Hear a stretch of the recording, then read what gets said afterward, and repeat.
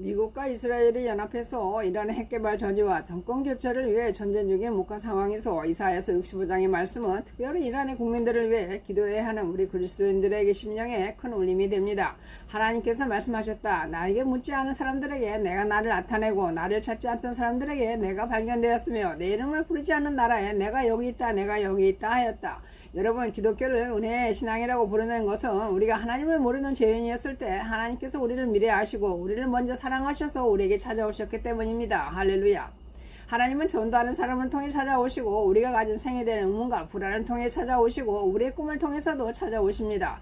과거 유대인들은 자신들이 하나님의 백성으로 택함을 받았다는 선민의식으로 교만했었지요. 오늘날 영적 이스라엘인 신자들도 이와 같은 죄를 범하기 쉽겠지요. 그러나 생각해보면 하나님의 자녀가 되는 우리가 우쭐대거나 교만할 이유가 전혀 없는 것이죠. 왜냐하면 하나님께서는 그럴 만한 자격이 있어서 하나님의 자녀로 택하신 것이 아니기 때문입니다. 오히려 하나님은 이스라엘이 모든 민족 중에 수도 가장 적고 미약했지만 그들을 사랑하셨기에 하나님의 백성으로 택하셨다고 말씀하십니다. 오늘날 신자들도 마찬가지입니다. 그리스도인이란 하나님께 사랑의 빚을 진 자들인 것입니다. 할렐루야. 그러기에 하나님은 우리에게 늘 상하고 통이한 겸손한 심령을 가지라고 말씀하십니다. 왜냐하면 하나님은 세상에서 미련하고 약한 자를 택하셔서 지혜롭고 강한 자보다 높이시는 분이기 때문입니다. 그러므로써 세상 사람들이 하나님께서 하시는 놀라운 일을 목도하고 하나님만이 참 하나님이심을 알게 하려 하시는 겁니다. 할렐루야.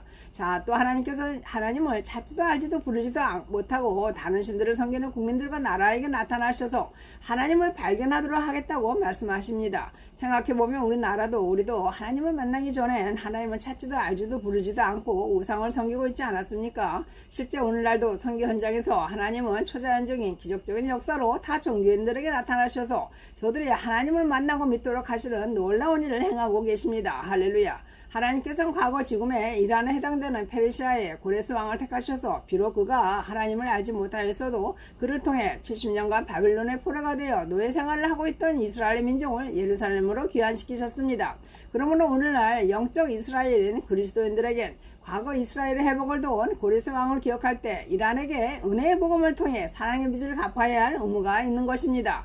제가 미국에서 이슬람 교도인 이란 유학생들이나 파키스탄인 또 무슬람 유학생들을 전도할 때 그들의 대부분은 전혀 기독교에 대해 알지도 듣지도 못하고 있었습니다.